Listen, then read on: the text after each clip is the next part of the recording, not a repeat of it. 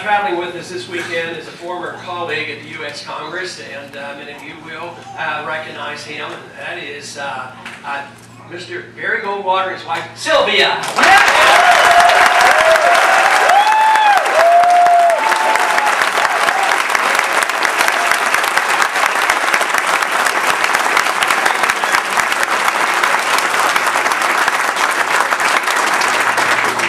I'm delighted to have Barry traveling with us, and of course that makes us think back to 1964. I know exactly where I was in 1964 in November. I was TDY in Peshawar, Pakistan. And of course that's a very interesting place right now today because it's a very volatile area.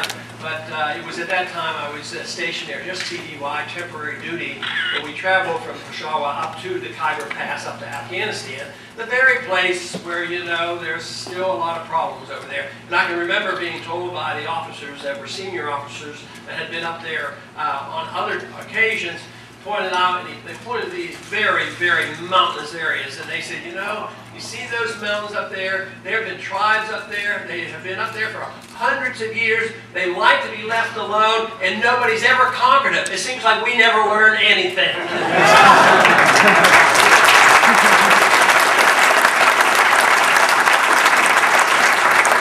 It is a real delight to be here, and it is a pleasure to be in an audience that does understand a lot of what I have to say. So you really don't need to hear from me. You already know what the story is.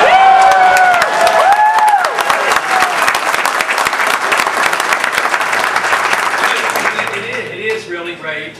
You know, it's not quite like giving a speech on the House floor, and I'll tell you that. But you know, the campaign, from my assessment, is doing very well, and I thank you for all your efforts.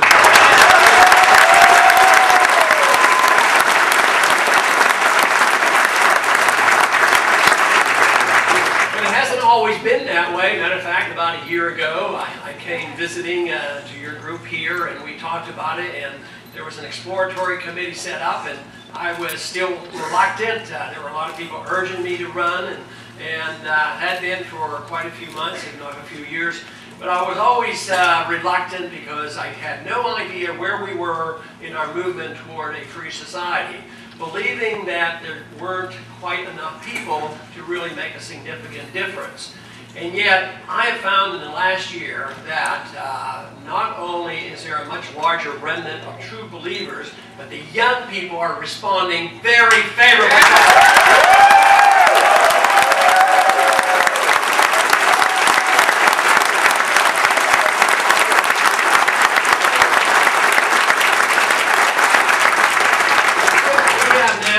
Young people campaign very, very hard. They worked hard in Iowa and so many here in New Hampshire as well as the other states. And it is great. We can talk to the young people and talk to them about freedom and the Constitution, self-reliance and personal responsibility, personal freedom. Of course, they love it. The idea that they don't have to pay income tax or have an income tax if we have our way. They like that.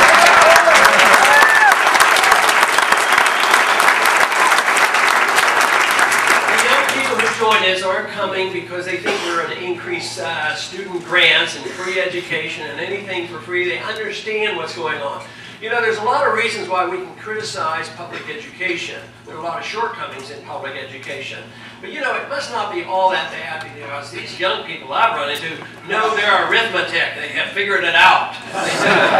They know that this deficit is huge, and the huge debt that we owe is put on their shoulders, and the young people realize that they can be paying a lot of income tax and a lot of Social Security tax for the next 30 or 40 or 50 years and not expect to get a whole lot out of it. And they are willing to assume the responsibility for themselves. But we do have a real mess. And our problem is getting to the free society. If we don't do anything and just sit back and wait, there will be a collapse of this system. There's no doubt in my mind that this system is not viable. Our system is no more viable than the Soviet system was. And Mises early on predicted that socialism can't work. There's no pricing system into it. Authoritarian rule doesn't work. It undermines liberty, and finally it collapses on its own weight. And that's what happened to the Soviet system.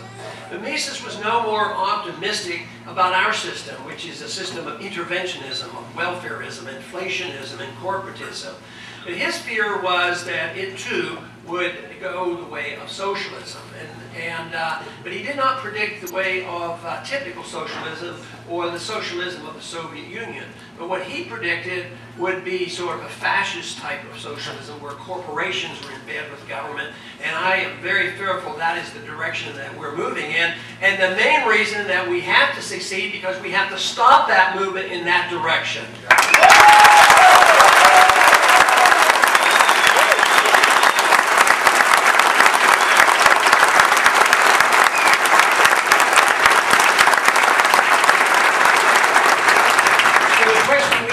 If we don't, if we aren't successful, if we can't reform the executive branch or the legislative branch in the near future, and a financial crisis comes, then is that an opportunity to pick up the pieces?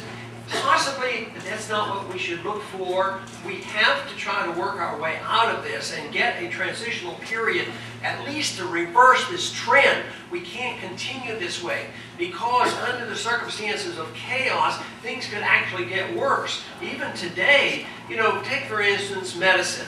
We've had corporate medicine now for 35 years, and all we have done is push up the cost, lower the quality, and make it less available to the average person. So low middle income people do not have medical care available to themselves, and that wasn't the case before. So what is the option? What are you hearing? Republicans and Democrats too often. Democrats worse than Republicans. But if you listen to what the Republicans even said last night, they're talking about, well, we need more government. We need just better management of government. And so we don't need to go in that direction.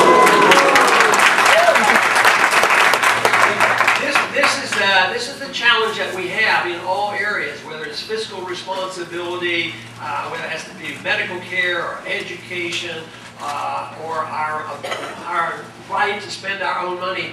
Are we able to shift the gears without making the problems much worse? And I say it's worth the try. I've been working at this for a year or two, you know, and thought that it might take another generation actually to get enough enthusiasm from the young people and gather the remnant together to really have a viable political force. And I think the information we're getting this year is that there are a lot of us and that we can convert people and the country is waking up. I am so delighted. Last night we got it into debate, and today on Wolf Blitzer he gave me another 3 or 4 minutes to talk about something that I think is so crucial because it's the sinister method of how we have financed this welfare state and this warfare state, and that is through the inflationary policies of the Federal Reserve. We need to get rid of that process.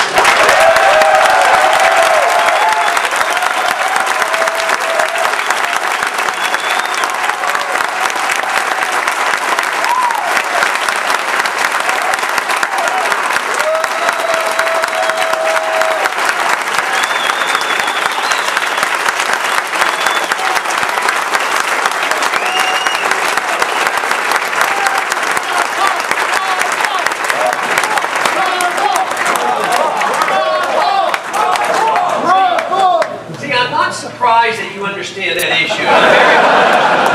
I'll tell you what, I've done this on college campuses. 2 come to mind, University of Southern California and University of Michigan, and we get pretty good responses from students at these colleges and universities. That is a good sign. They have a better understanding of what the monetary issue is all about than the individuals I know back in Washington, D.C.